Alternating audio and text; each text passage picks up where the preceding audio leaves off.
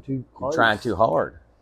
Just got to be gentle. Yeah, you got to be easy on that thing. Stretch that one out there. All right, welcome back. It's Hop Smell Show. It's Hop. String. I guess since our last recording session, we had some sad news in the metal world. Actually, there's, not just in the metal world. Like a lot of celebrities have been passing here lately. We had, 3 or 4 of them in a row, like within a week. Yeah. So that's crazy. Did you know, also one of the founding members of Golden Earring died? Yeah. I saw that was like just a few days ago. Friday, maybe. Yeah, it might have been. So yeah, we've lost quite a few people here lately. It's kind of crazy. So, but we did lose the Prince of Darkness. Yeah, the one of the biggest influential probably persons out there in the metal community. I mean, the man is just meant so much to so many people and up and coming bands that they were their idol. He was their idol. So it's pretty sad day when I guess we kind of all knew it was coming, but it just felt like it kind of came quicker than what we realized it was going to come. So you knew it was going to be a big deal. Whatever. Yeah. Oh yeah, absolutely. But it was kind of like, still. I guess for the situation though, I guess the ending was, he got to do his final show, and he went out, I guess you could say he went out with a bang. I mean, he did. They were able to get everything pulled off, and all the money went to charity, different variety of charities. So, everybody just seemed to kind of pull together and made things happen. And it was awesome to see that concert come together like it did. Yeah, that's what the interviews before his passing were like. Everybody was talking about. You got to heard Eddie Trunk interview Tom Morello, and just talking about how, and even like Nuno, Nuno stepped in at the last minute, did 12 songs when he was only supposed to do 6. And then Tom Morello organizing all that stuff, and then getting to be part of it too. And I'm sure that was nerve-wracking. Oh, absolutely. But everything went off with the niche. Everybody was on and off when they needed to be. I think they said the only thing that happened and it wasn't even really that big of a deal was 2 people did the same song. Electric Funeral, Sabbath song. Yeah. Everybody's supposed to pick a different song. Yeah. And I think Black Star Riders and Pantera both did Electric Funeral. That wasn't really that big of a deal. I was going to say, I'm sure nobody really gave 2 shits about that, whether that happened or not. But I was telling him, I watched the TikTok video earlier, and he was filming me a little bit more about Lamb of God playing this down in Richmond. They had a big speech about Ozzy and playing over there at the final show, and the video I didn't realize they had played here recently at Richmond. Yeah, just 3 days ago. Yeah, it was the 24th, I think. Pretty sure it was the 24th, and they played a fairly new amphitheater. I think it just opened up this year, so I don't know if they were the first band to play there, but I think they were some of the few earlier bands to play that venue, if nothing else. And so I know Guar, they're from around Richmond area, in Charlottesville, Richmond area, I guess. Lamb of God, obviously being from Richmond, and then Hatebreed, they're from New York, I guess. But so yeah, I'm sure between Lamb of God and Guar, I'm sure a lot of fans from around that area came out to see them. So, and we've always said on here, because they ain't but 2 hours from us, that they're pretty much our heroes, our local yokels. And anyway, I was trying to find. I was telling him I watched all this Pro Shot stuff from that show over in Birmingham that night, but now there's so much cam fan loaded or camera, people on their cell phones that, man, they can't find that Pro Shot stuff anymore. Kind of flooded market. Yeah, it's kind of got lost in the algorithm or whatever you want to call it. But anyway, this will look pretty decent, and figure we give this a spin so we can see them doing Children of the Grave at the what's say the Villa Park. I guess Yeah, that's in yeah, Birmingham, the Back to the Beginning show. yeah.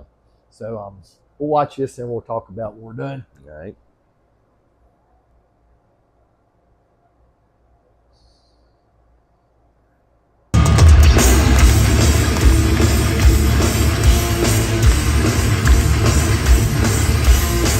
That's right, motherfuckers! That's right! Let the sun shine in!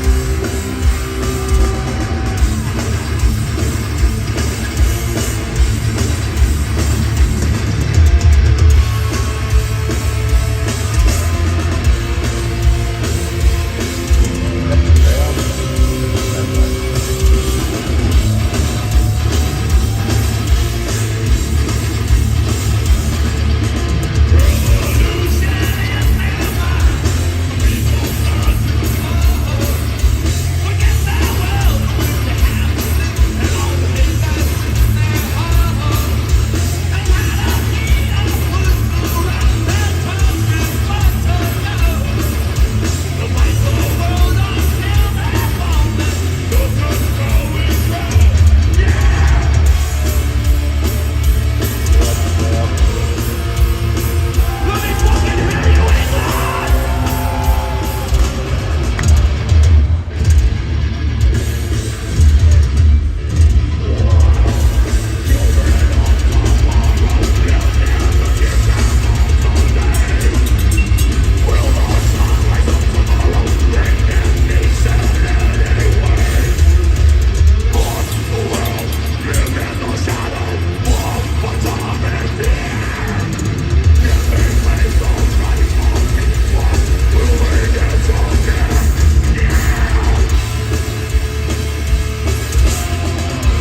Let me hear you over here!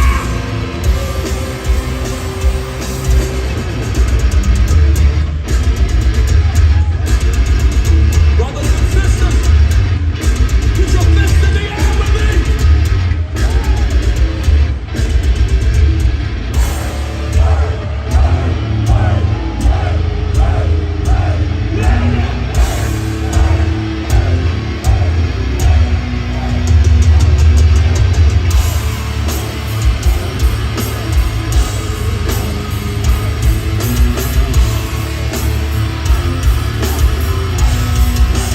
Oh, man. He's covered. Yep.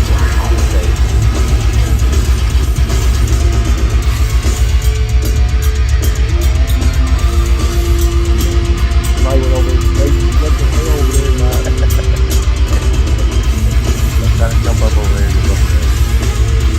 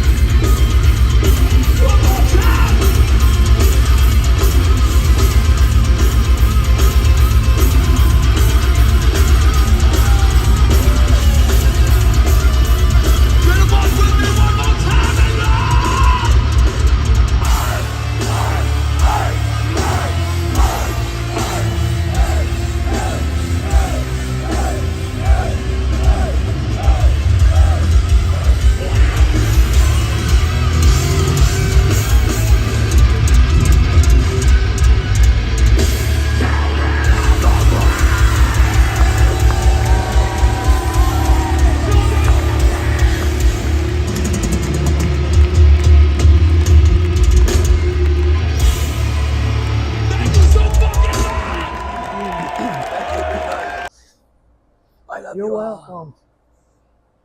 Yeah, I What'd thought you that think? was pretty good. Kind of being that close, it's kind of hard to get a good audio of Yeah. it. But I mean, what what it sounded like. It sounded like it was pretty killer. So I'd seen bits and pieces of that from the professional shot stuff, so I kind of already knew a little bit of how good it was. But just being that crowd shot thing, it's it's a little harder to catch. But yeah, I mean that's still pretty awesome. And that's "Children of the Grave" is probably my favorite Black Sabbath song. I mean, it's probably one of my favorite. It's up there. Yeah, it probably is my favorite. I mean, there's nothing wrong with War Pigs and all that. I just something about this one, man. This one hits a little different for me. So, but man, that stuff was so freaking heavy in the early '70s. Because I mean, they didn't sound like it was much heavier than the original. A little bit more growly, maybe than Ozzy. Vocally different, yeah, but the drums. I noticed when he was playing drums that how much Bill put into that song. I mean, all them guys, they were fucking phenomenal musicians.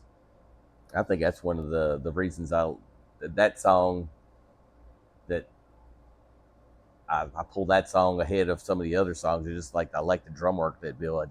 Well, I guess whoever produced it, but the way it was produced and engineered or whatever. But it's just the drum work on it. It's just killer. It's got that heavy punch to it. It's not really a deep track, but it's not one of the ones that gets played a lot. No. Not like Paranoid and like War Pigs and all that. Yeah, even Black Sabbath. Yeah, I mean, it's kind of like Fairies Wear Boots. Kind of along that lines. But yeah, I thought they did a pretty good job. Yeah. And like I said, all the stuff I've seen, man, is stand up. I know Metallica's show was killer, and I saw the stuff with Nuno and Steven Tyler. That was pretty awesome. I don't think I've seen anything with Steven Tyler yet. I've seen some stuff. Well, I've seen a couple, 2 songs I think with Lizzie, and then I've seen. See Sammy. I think I saw just a little snippet of something of him. I didn't see much on him, and that might have just been like a compilation thing that I saw that just showed him for a second. But when it's like I need to go look up. I think Whitfield Crane was there, and I always know Old Kid Joe. Man, they did Sweet Leaf, and I forget what song they did on NIB. Yeah, I can't remember either. And they knock both them songs. They knock out of the park. Whitfield Crane nails it. But yeah, if you haven't watched any of this stuff, especially now since all this went down, it makes this show even that more special. Yeah. When Nuno was talking about it, it was kind of like he said this was the metal version of the Live Aid that Queen played at. Yeah. He said because that's Freddie Mercury's last show. Yep. I have a feeling like all of the professional shot stuff is probably going to end up on a DVD. Yeah, I think so. I mean, it's probably going to be reduced down to, fit it all within, 1 or 2 DVDs. But I feel like they'll probably end up releasing something like a box set or something and then put that money towards more charity or whatever. And well, I know Stommy, I know he recorded it. Or he watched it, and I was hoping he had recorded it. Oh yeah, because I'm thinking old school. And, get the VCR out, and get the tapes ready, and the struggle was real back in the day. Well, of course I don't remember what that was on a weekend, wasn't it? Yeah, it was Saturday. Yeah, was that our work weekend? No, we was actually off. Oh, okay. I don't remember what I was doing that day or not, but I think that was when we went to see. I don't know, maybe we went to see Blacktop that weekend. No, they was more. I think they was closer to it. Maybe we was working. No, because it was after the 4th. It was July 5th. It's the day after the 4th. Yeah, I don't remember. Oh, we went to a family event that day, but yeah, I got that. Not really a DVR. It was kind of like a recorder. The thing it would record on the CDs, DVDs. And it actually had a hard drive where you could record onto that and then flip it over and record it over to the DVD. But like I said, I didn't have it to do. But yeah, I know the guy off Cobras and Fire. He said it was like he said he planned. It was like a concert in his living room. He says coolest thing. He said when you get older, it's nice. He said I have my cooler beer beside me. And he's like, I told the wife day before this, or weeks in advance. This is what's going down. Yep. All day I'm listening to Ozzy. Yeah, don't plan anything for me. I'm not getting off the couch other than to go to the bathroom during breaks. Yeah, that's what he's talking about. He said even like that, go to the bathroom. You ain't standing in line for 20 minutes. Yeah. He said you can eat there at your house. Yep, you ain't spending $150 for a meal. And he was talking about how loud. He said I cranked up as loud as I wanted to. Yeah, you ain't got to wear earplugs. If it gets a little too loud, you turn it right back down. And I'm like you. I figure they'll eventually leave it. It'll be on DVD I have a feeling it'll go for a little bit, and then I'm sure they'll drop it out on DVD somewhere, and that'll be cool. All right, so you want to roll on out of here? Let's do it. Till next time, y'all stay safe, stay strong. Peace.